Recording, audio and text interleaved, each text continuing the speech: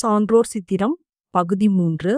நடுவண் அரசு தமிழ் மொழியை செம்மொழியாக அறிவித்த ஆண்டு 2004. திருந்திய பண்பும் சீர்த்த நாகரிகமும் பொருந்திய தூய்மொழி செம்மொழி ஆயின் தமிழ் உயர்தனிச் செம்மொழியாம் என்ற கூற்று யாருடையது? பரிதிமாற் கலைஞர். பரிதிமாற் கலைஞர் எழுதிய தனிப்பாசுரத் தொகை நூலை ஆங்கிலத்தில் மொழிபெயர்த்தவர் ஜி.யு. போப். எந்த நூலை தழுவி மானவிஜயம் என்னும் நூலை பரிதிமாற் கலைஞர் எழுதியுள்ளார்? கலிங்கத்து பரணி. பரிதிமாற் கலைஞர் எழுதிய ரூபாவதி கலாவதி ஆகியவை என்ன வகை நூல்கள்? நாடக நூல்கள். தமிழின் முதல் நாவல் பிரதாப முதலியார் சரித்திரம். பிரதாப முதலியார் சரித்திரம் என்ற நாவலை எழுதியவர் மாயூரம் வேதநாயகம்.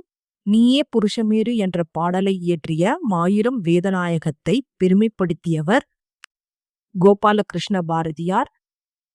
தென்னிந்திய பகுதியில் தாது வருட பஞ்சம் எப்போது ஏற்பட்டது? 19ஆம் நூற்றாண்டு. மாயூரம் வேதநாயகம் எழுதிய நூல் பெண்மதி மாலை, திருவருள் அந்தாதி, சுகுண சுந்தரி. வசனநடை கைவந்த வள்ளலார் என்று போற்றப்படுபவர் ஆறுமுக நாவலர். ஆறுமுக நாவலருக்கு நாவலர் என்ற பட்டத்தை வழங்கியது திருவாவடுதுறை ஆதீனம். பெர்சிவல்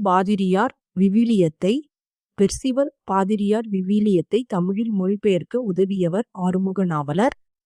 ஆறுமுக நாவலர் பிறந்த ஊர் யாழ்ப்பாணம் நல்லூர். புராண நூல்களை வசனமாக எழுதி எளிய வடிவில் மாற்றியவர் ஆறுமுக நாவலர்.